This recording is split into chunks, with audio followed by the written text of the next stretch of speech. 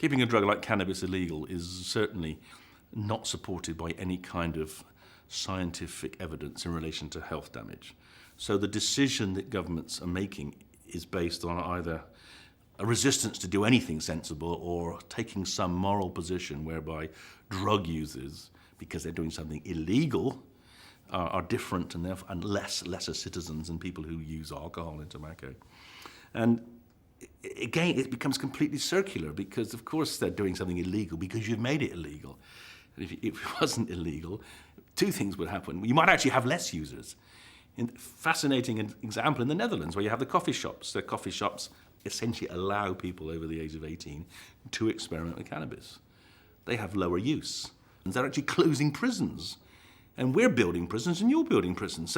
So I was kind of shocked by that. And also then I discovered that you actually have greater proportion of people getting criminal sanctions for cannabis possession than we have. So I was actually a bit disturbed to discover just how reactionary you've become. I thought you were actually much more progressive and liberal. The cost of locking up cannabis users for the rest of their lives, which is what they do. In some states, 3 strikes, you're in prison for the rest of your life to protect you from smoking cannabis, to protect society from... I mean, it's so absurd, but the economic pressures are actually destroying some budgets, and it may be, that's what will change us. We'll suddenly realise it doesn't make economic sense to criminalise hundreds of thousands of people, to imprison hundreds of thousands of people at vast cost, to achieve nothing other than some kind of sense of moral superiority.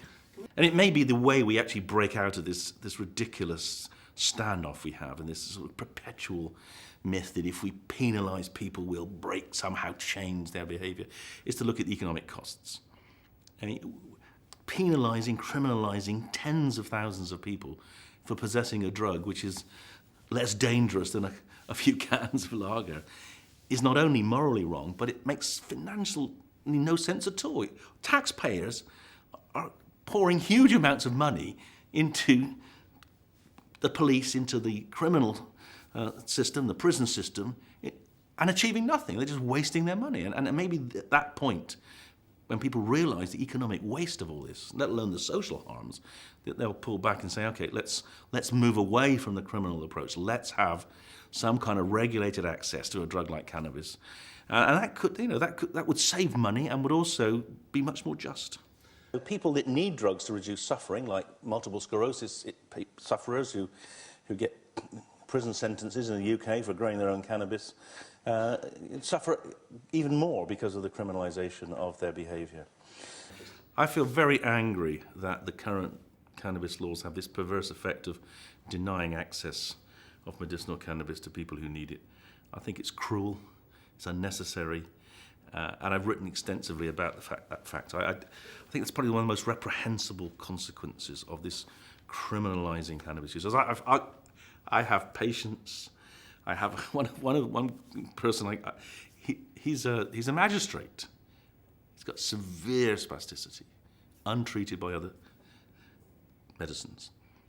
Desperate to use cannabis, but of course, if he uses cannabis as a magistrate, he'll lose his job. And I think the way the British and to some extent you have actually attacked these people, and we don't allow them now to say that they to use a defence that they needed to because they were ill. This last government in Britain took away the defence of illness for use deliberately to actually penalise cannabis users of any sort. And I'm really angry about that. I think it's cruel.